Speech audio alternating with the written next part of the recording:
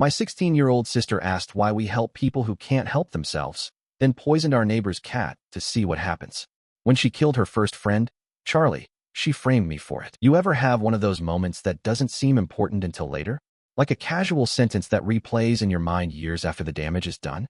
That happened to me when my little sister Emma asked, "Why do people help other people if it doesn't get them anything?" She was only 9 at the time, and I thought it was just one of those weird kid questions. I laughed it off, told her some people just like being kind. She squinted at me, like that didn't make any sense.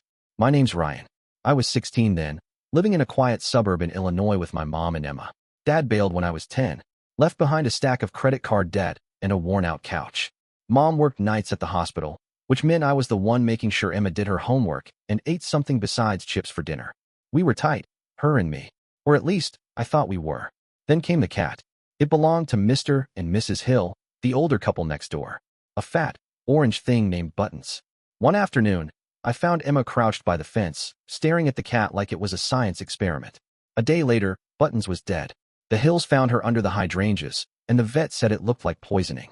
I didn't want to believe it, but there was a weird emptiness in Emma's eyes when I brought it up. I asked her if she knew anything, trying to stay calm. She didn't deny it.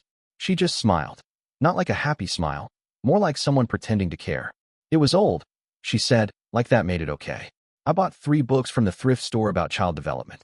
One was about raising emotionally intelligent kids. Another focused on empathy-building exercises. I dog-eared pages, made flashcards, and tried teaching her with examples, movies, stories, even that dog shelter flyer we got in the mail. I made up little games, like pretending we were veterinarians caring for sick puppies. She humored me. Sometimes she'd say what she thought I wanted to hear. But then she'd ask questions like, what do we do with people who can't be fixed? Like if someone's brain just isn't right? Wouldn't it be easier to put them down, like a dog? That one made me freeze. I told her no, absolutely not, but she didn't seem disturbed. Just curious, like she genuinely wanted to understand the rulebook the rest of us played by. That night, I sat in bed rereading a chapter titled Signs of Emotional Detachment in Children. I underlined a paragraph about early cruelty to animals and closed the book with a pit in my stomach. But still, I thought I could fix it. I figured if I just tried harder, showed her more love, gave her more guidance, I could help her see the world the right way. She was my sister, and she was still a kid. Kids grow out of things, right? That was the story I told myself. But in my gut, I already knew something was off, and it wasn't going away. It was a Saturday morning when Mr. Pinelli showed up at our front door. I was half asleep, still in basketball shorts and a hoodie, when I heard the knock. I opened it to see him standing there with his arms crossed and a stern look I'd never seen before. In his hand was a flash drive. "We need to talk," he said, skipping any greeting. I stepped outside and closed the door behind me. "Is something wrong?" "It's about your sister." My stomach tightened. "What about her?" He handed me the flash drive. "I've got cameras all around my property, including the backyard. Caught her Tuesday afternoon near the fence. Watch the footage." I took the drive, heart pounding. "What's on it?" He looked me in the eye. "She sprinkled something on the cat's food dish. About 2 hours before Buttons died." I couldn't speak. "She did it on purpose, Ryan. That cat was like family to us." I swallowed hard. She's got a condition. It's rare. High-functioning autism, they think. Sometimes she doesn't understand consequences or emotions the same way we do." It was a lie, one I made up in real time. His expression didn't soften. "I don't want to get police involved," he said finally. "But I need to know it won't happen again." "I'll take care of it," I said, almost whispering. After he left, I went to the library computers down the street and plugged in the flash drive. The video played without sound, but it didn't need it. Emma knelt at the Hills fence with a small Ziploc bag, sprinkled something onto the metal dish, then stood back and watched. No hesitation. No fear. She looked calm, like she was doing homework. That night I confronted her. We were alone, just like always. Mom was on a double shift. "I saw the video," I said, standing in the doorway of her room. Emma didn't look up from her coloring book. "He had cameras, huh? Why'd you do it?" She shrugged. "I wanted to see what would happen. I read that antifreeze makes them fall asleep first. Peaceful, kind of." I stared at her, too stunned to speak. "It didn't even struggle," she added. "Just laid down." "Emma," I said slowly, trying not to lose it. "That was a living thing." Her eyes met mine. "It was going to die anyway. It was old." I don't know what scared me more, what she said, or how easily she said it. I told Mom we needed to get her into therapy. Used the same lie I gave Pinelli. Told her I thought Emma might be somewhere on the spectrum. Mom didn't argue. I think she'd noticed the weirdness too, but didn't know what to call it. A week later, We sat in a beige room with Mrs. Perth, the therapist. Emma looked bored. While I explained everything, she traced invisible shapes on the couch with her finger. Mrs. Perth smiled gently and asked Emma how she felt about animals. Emma said she liked them, especially when they didn't move too much. I watched her like a stranger. Same face. Same little sister I used to push on the swings and tuck in at night. But something was missing in her. Something I couldn't teach or fix. That night, Emma sat on the living room floor playing with Legos. I sat on the couch watching her carefully, as if something might shift and give her away. They don't feel anything when they die, right? She asked out of nowhere. I didn't answer. I couldn't. I mean, she added, if they're old or sick, isn't it more fair to help them go faster? She looked up at me with those wide brown eyes. And I realized then, she wasn't asking permission. She was making a case. I was walking home from school when my phone buzzed with a call from a number I didn't recognize. I almost ignored it, figured it was spam, but something told me to pick up. Hi, is this Ryan? A calm voice asked. Yeah. This is Mrs. Perth, Emma's therapist. I was hoping to speak with you privately about something that came up today. My legs stopped working for a second. I crossed to the nearest bench and sat down. Is Emma okay? I asked. She's fine physically, she said. But something happened during our session. She brought her hamster in with her, Snowy, I believe, and during our conversation, she squeezed it. Hard. I held my breath. She said it was just a hug, but Ryan, the hamster stopped moving. I thought it had died. Then, a minute later, it started twitching again. I think she panicked. Oh my God, I whispered.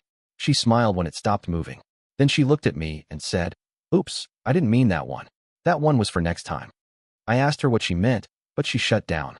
I didn't say anything. I couldn't. I think she needs a more intensive evaluation, Mrs. Perth continued. This may be more than just emotional immaturity. I got home before Emma. I sat at the kitchen table with my head in my hands, wondering what the hell I was supposed to do. Call Mom. Call the cops? What did people even do when it was their own sister doing stuff like this? The front door creaked open 20 minutes later. Emma tossed her backpack on the floor like nothing had happened and walked into the kitchen holding Snowy's cage. Hey, she said. He's fine. I stood up. Emma, your therapist called me. She looked at me, face blank. Okay. She said you hurt Snowy. That he stopped moving. Emma looked down at the hamster, who was curled in the corner of his little cage, breathing, but barely moving. He's alive, she said flatly. What were you doing to him? I just wanted to see how strong he was, she answered. Like, when does a hamster stop being a hamster and just become a thing? My skin prickled. I didn't kill him, she added. That's what matters, right? I stared at her and felt that same coldness in my chest I'd felt ever since the cat. But Snowy was breathing. And he had food, water, clean bedding. I couldn't prove she'd meant to hurt him. I didn't even know what I was accusing her of, exactly. So I said nothing. I just watched. That night, while I sat on the couch trying to make sense of everything, Emma came in grinning from ear to ear. I made a new friend today, she said cheerfully. Oh yeah? She held out her phone and showed me a photo. A boy about her age, with messy hair and a shy smile. His name's Charlie. He says he likes animals too. I looked at the screen. Where'd you meet him? School, she said. But I think he's going to come over soon. She sounded so normal. So proud. And that scared me more than anything else. Charlie came over on a Friday afternoon. I was in the garage replacing a headlight on my bike when Emma poked her head out the door. Ryan, my friend's here. We're going to hang out in the living room. I wiped my hands on a rag. Charlie. She nodded. We'll be quiet. I peeked through the kitchen blinds when I came back inside. Charlie was small for 10, with skinny arms and hair that looked like it hadn't seen a comb in a while. He sat on the edge of the couch, awkward and polite. Emma looked thrilled. She kept handing him things. Books, little toys, a tray of cookies. It looked innocent enough. I didn't want to be the overbearing brother, especially not after everything. Maybe this was good for her. Normal. A chance to make a real connection. I went upstairs to shower. 15 minutes later, I came back down, towel still around my neck, and something fell off. It was too quiet. No cartoons. No laughter. No footsteps. I rounded the corner into the living room. And that's when I saw her. Emma was straddling Charlie on the couch, her small hands pressed over his nose and mouth. His legs kicked weakly, his arms twitching. Emma, I shouted, rushing toward her. She didn't flinch, didn't look scared or caught. She looked focused. I yanked her off him. What are you doing? She stood calmly and smoothed down her shirt. I wanted to know how long it would take, she said softly. I dropped to my knees and started CPR. Charlie, come on, buddy, come on. His skin was pale, lips turning blue. I tilted his head back, gave him air, pumped his chest like they taught us in health class. Emma watched the whole thing like it was a scene from a movie. I kept going until my arms burned, until my throat was raw from yelling his name. But it was too late. Charlie was gone. I called 911 with shaking hands. Told them it was an accident, a terrible one. Said the boy had collapsed while they were playing. They told me to stay calm. Help was on the way. Emma knelt beside Charlie's body, brushing his hair back like she was tucking a doll into bed. He was really still at the end, she said softly. Like Snowy.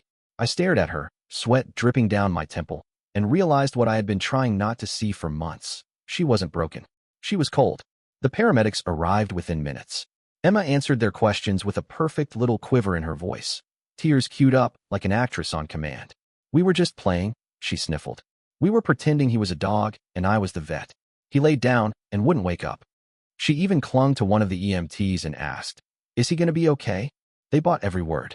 I stood in the background like a ghost, afraid to say anything that would shatter the version of events she was spinning so effortlessly. The police came next. A tall officer with a notepad asked us both questions. Emma repeated her story. Only this time, she added how I'd yelled at Charlie earlier for spilling juice. Her eyes welled up when she said it. I think Ryan was mad, she whispered. I stared at her, stunned. She glanced at me for half a second, her mouth twitching into something like a smile. The seed was planted. By the time the stretcher rolled out with Charlie's body under a white sheet, everyone thought I was the unstable one. And Emma? She was just a scared little girl who'd lost her friend. Again, the cops came back the next day. A detective named Hartley sat across from me at the dining table, while another officer interviewed Emma in the living room. She sipped juice from a plastic cup, feet swinging beneath her chair, calm as a breeze. Detective Hartley had that tone, not accusing, but not friendly either. You were the only adult home. I nodded. Our mom works nights. And you left them alone for how long? 15, maybe 20 minutes. I took a shower upstairs. He scribbled in his notebook. And you came downstairs and found him unconscious? Not breathing, I said. I tried CPR. He looked up. Emma said you were yelling before it happened, that you were angry with Charlie. I froze. That's not true. She said you were upset about a mess they made in the kitchen. There was no mess. Were you under stress that day? I felt like I was being lowered into quicksand. No more than usual. He glanced toward the living room. Emma also said she heard you crying after it happened. Said you told her not to say anything. I shook my head slowly. She's lying. Hartley leaned back in his chair. She's 9. Exactly, I thought. She's 9, and she's playing you like a puppet. Charlie's parents arrived at the house that night. I'd never met them before. His mother collapsed on the porch when she saw the flowers the neighbors had started leaving near our steps. His dad stood stiffly beside her, face stone cold. Emma stood next to me in the doorway, eyes rimmed red. I'm so sorry, she said to them, her voice soft and broken. He was my best friend. Mrs. Lansing reached out and hugged her. I couldn't believe what I was seeing. Later, when I tried to talk to Detective Hartley again, I told him everything I could. The cat, the hamster, the questions she asked me, about death, about defective people. I told him how calm she had been, how she watched Charlie die and didn't even blink. He listened. Then he gave me a tired look. Ryan, he said, I understand you're grieving. But without physical evidence of wrongdoing, it's hard to build a case. Children don't always process trauma the way we expect. Sometimes they say strange things. I wanted to scream. But instead, I nodded and sat there, feeling my grip on the truth slip out from under me. At school, the whispers started. People gave me side glances in the hallway. One girl in my math class asked if it was true I left Charlie on the couch and didn't call 911 for 20 minutes. Emma's version was spreading. She didn't need social media, just pity, and that sweet, trembling lip performance. Mrs. Perth, the therapist, called and offered condolences. But she didn't sound convinced either.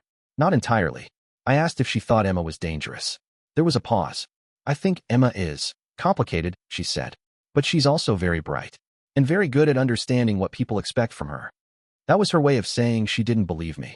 Emma had spun her web, and I was already caught in it. No matter what I said, no one was listening. It didn't take long for the investigation into Charlie's death to stall. At first, the detectives circled back, asked follow-up questions, reviewed the scene. But after a few days, things quieted down. Officially, it was still under review. Unofficially, it was slipping into the drawer marked tragic accidents. Emma made sure of that. She cried at the memorial service, clutching Charlie's mom like she'd lost a sibling.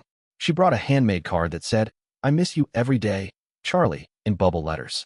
There were cartoon dogs on it. The crowd loved it. Even our mother, standing stiffly behind her, looked convinced by the show. But I saw the smirk she gave me in the mirror that morning. Just a flicker, like a dare. At school, the whispers turned into flat-out rumors. Some kids said I'd yelled at Charlie. Others said I'd locked Emma in her room after. Someone even said I'd snapped because I was jealous of their friendship. I tried to fight it. I printed out articles about psychopathy in children. I dug up notes I took from the therapy books. I even made a list of every disturbing thing Emma had ever said or done, from the cat to the hamster to the time she asked what would happen if someone unplugged Grandma's oxygen machine for a few minutes. I showed it all to Mom. She scanned the papers, blinking hard. Then she sighed. Ryan, you've been under a lot of stress.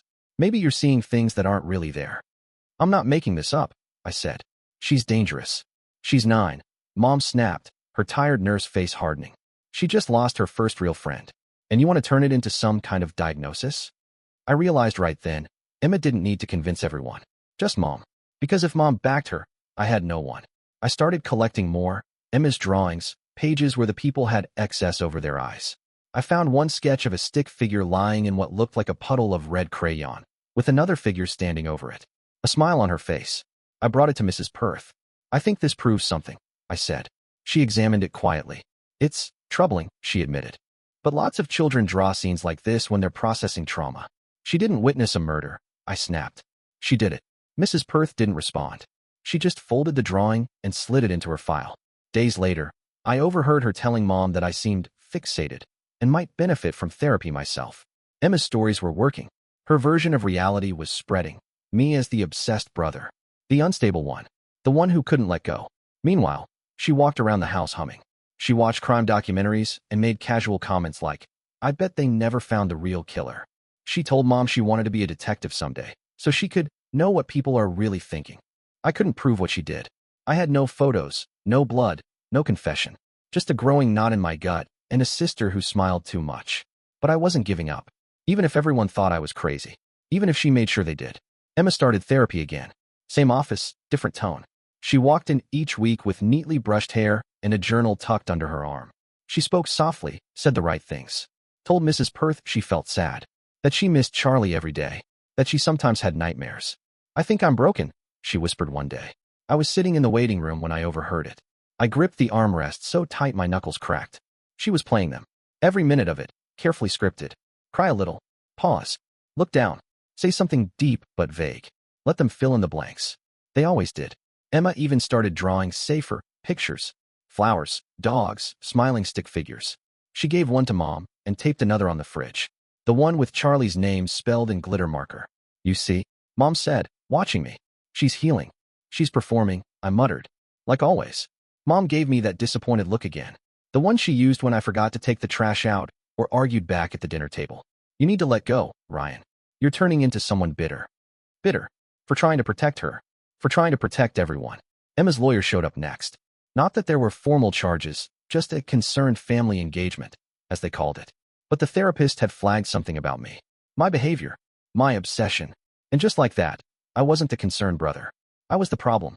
He met with us in our dining room, wearing a gray suit and a warm smile. Ryan, he said, we understand you've had a hard time. These are emotional circumstances. But it's important we frame this carefully. There's a lot at stake. For who? I asked. He smiled again, gently. For your sister. And your family.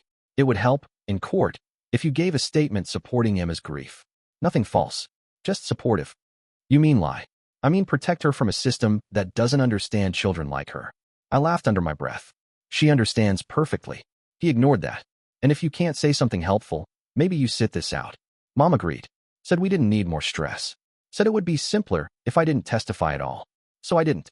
I watched it unfold from the outside. Emma's team spun a story about trauma, childhood confusion, emotional fragility. She sat quietly in the courtroom with wide eyes and clean clothes, gripping a stuffed rabbit that hadn't seen the light of day in years. Charlie's parents cried through every minute of it. But they had no evidence, just pain. And pain doesn't count for much in court. I tried to raise my voice once more. Sent an email with my timeline, the drawings, the history, the weird questions, the incidents. It was entered into the record and promptly ignored. She's just a little girl, they kept saying. The judge gave her 6 months of inpatient psychiatric treatment. A state-run facility with art classes and scheduled walks and books about managing emotions. Rehabilitation, not punishment. Mom cried with relief. Emma didn't cry at all. She looked back at me when they escorted her out. Just for a second. No smile. No wink. Just a calm, quiet gaze. And in that moment, I knew she didn't need to win loud. She'd already won quietly. She always did. The hearing was held in a small courtroom that smelled like dust and stale coffee.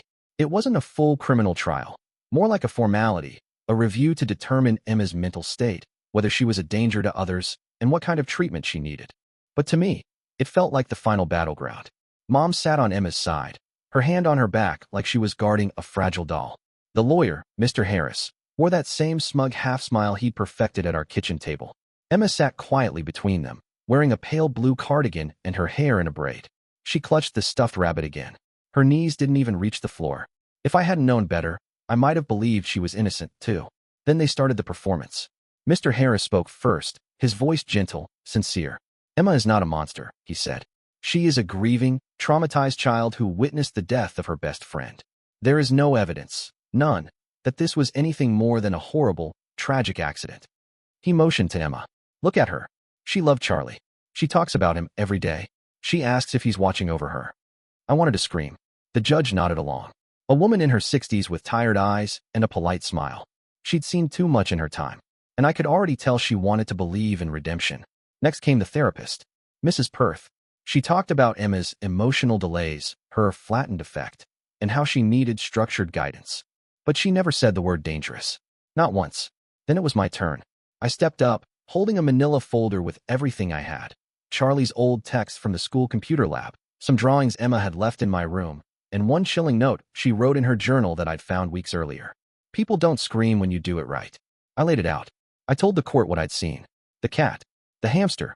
The smirk when I caught her suffocating Charlie. The way she manipulated every adult in the room within minutes of meeting them. She doesn't feel remorse, I said flatly. She feels inconvenience. You can't rehabilitate someone who doesn't think they did anything wrong. Mr. Harris raised an eyebrow and chuckled. Ryan is, understandably, overwhelmed. He's grieving in his own way. He turned to the judge. But this young man has no clinical training. He's a sibling. And based on what we've read in the therapy reports, a sibling who's becoming increasingly paranoid. I wasn't even mad. That's how it worked. Emma didn't have to tear me down herself. She let other people do it for her. Then they presented Charlie's journal. That was my last card. He'd written about Emma a few times, how she liked weird games, how she sometimes asked things like, "Do you think people can be born broken?" But even that was spun. Charlie was a sensitive kid, Harris explained. Easily influenced. Probably intimidated by a girl who challenged his comfort zone. Unbelievable. Finally, the judge gave her ruling. Given Emma's age, the lack of prior documented incidents, and the ambiguous nature of the evidence, I am not ordering juvenile detention. Pause. But I am recommending full inpatient psychiatric treatment for 6 months, with monthly evaluations to determine ongoing risk. That was it. No justice. No reckoning. Just 6 months of structure, some therapy, and maybe, if they felt generous, a discharge plan that would land her right back in our home. Afterward, I walked out alone. Mom didn't look back. Emma did. Only once. And even through the bulletproof glass of courtroom delusion, her eyes said it all. I can do this forever. I left town 2 weeks after the hearing. Didn't tell anyone except my guidance counselor, who helped me transfer schools and set up independent study. I said I needed a fresh start. That I'd been through a lot. He didn't ask questions. Mom barely noticed I was gone. She was too busy visiting Emma at the facility 3 times a week, bringing her books and fresh clothes, acting like this was just a phase, like Emma was at sleepaway camp instead of a locked psychiatric ward. I moved in with my uncle upstate. Small town, quiet streets, no one knew my name. I picked up a part-time job at a hardware store and kept my head down. For a while, it worked. I could breathe again. I didn't flinch every time the phone rang. But Emma, she never really left. She started writing letters. At first, they came once a month. Short, cheerful notes written in perfect cursive on lined paper. Hi, Ryan. I hope your new school is nice. The food here is boring. I miss the cat. Do you think the hamster is still alive? LOL. She always ended with a smiley face. I never wrote back. Then the email started. I didn't know she had access to a computer until the first one popped into my inbox. I was good this week. They said I'm improving. Guess I'm not as dangerous as you said. Huh? She was mocking me. I knew it. I blocked the address. She made a new one. The staff must have thought it was harmless. Some sweet little sister reaching out to her brother. They didn't see the hidden meanings, the quiet threats. But I did. Every line was a reminder that she hadn't forgotten. That she never would. One email just said, "Guess who might be coming home early?" I didn't sleep that night. I started locking my bedroom door again. I put a chair under the knob like we were back in some horror movie. I even started carrying a pocket knife, which made me feel stupid, but also, not stupid. I told my uncle bits and pieces. He said maybe I should talk to someone. I said no thanks. Therapists didn't help. I'd already seen what they missed. Then came the call I'd been dreading. It was Mom. I hadn't answered any of her messages in weeks, but this time I picked up. Ryan, she said gently, Emma's doing better. They're talking about discharge. I didn't say anything. She's been cooperative. Calm. Her therapist said she's shown a lot of growth. She showed growth before, I said coldly. Right before Charlie died. Mom didn't respond. I don't want to see her, I added. Not now? Not ever. You're her brother, she said, like that meant something. No, I whispered. I was her first experiment. I hung up before she could say more. A week later, I got another email. No subject line. No greeting. Just 3 words. I'll see you. Even from miles away, she still had her hooks in me. And I realized, as much as I wanted to disappear, Emma wasn't done with me. Not even close. It's been 5 years. I'm 21 now, living in a quiet town 2 states over. I work at a bike repair shop during the week and take night classes in criminal psychology. Not because I want to be a cop or a lawyer, but because I need to understand people like her. People who look like kids and sound like angels, but leave wreckage in their wake. Emma was released last summer. It wasn't sudden, they warned us. A letter from the facility. Then a voicemail from Mom. She's much better, she said, her voice full of hope. She's learned to cope. I didn't respond. I changed my number again. But it didn't matter. She always found ways. A birthday card came in the mail, no return address. Inside was a photo of a stuffed rabbit. Her old one, the one she clutched in court. The message said, still soft. Still listening. Sometimes I feel like she's standing just outside the frame of my life, waiting for a crack in the wall I built. But I'm not the same scared 16-year-old anymore. I moved on. I keep my circle small. I run every morning. I cook my own food. I lock my doors even in the daylight. Paranoia? Maybe. But I call it survival. This spring, I got an email from Charlie's mom. I almost deleted it on instinct, but something stopped me. She invited me to a memorial event, a community garden dedication in Charlie's name at his old elementary school. 5 years since his death. 5 years since the truth was buried and a monster went free. I went. I stood in the back, hands in my pockets, listening to the speeches. Kids ran around chasing butterflies while teachers and neighbors planted shrubs and talked about kindness and growth. His parents were older, grayer. They looked at me with something like recognition, like they hadn't forgotten that I was there that day, that I tried. After the ceremony, Charlie's dad pulled me aside. We didn't say much. He just patted my shoulder and said, "You knew." Before anyone. I nodded. They didn't ask for details. I think they already knew the system failed all of us. Afterward, I sat on the curb and watched a little girl water a flower bed. I wondered what Charlie would have been like at 15. Maybe awkward, maybe loud, maybe brilliant. I wondered what kind of friend he would have become if he'd just been allowed to grow up. That night, I walked home with dirt still on my shoes and something in my chest I hadn't felt in a long time. Peace. Not quite, but maybe something close. I still get messages from time to time, random social accounts with no profile pictures. They're usually short. Thinking of you. Miss our talks. You'll always be my big brother. I never answer. I save them all in a folder labeled evidence. Just in case. Sometimes I wonder what Emma's doing now. If she's changed her name. If she's studying me the way I study her. If I'll wake up one day and find her on my front porch. But until that day comes, I live. Not loudly. Not fearlessly. But I live. Charlie once wrote in his journal that everyone has a purpose, even the quiet ones. That people can change the world just by surviving it. I think about that a lot. Emma taught me fear. Charlie taught me courage. And me? I learned to walk the line in between. Always watching. Always ready. Still here.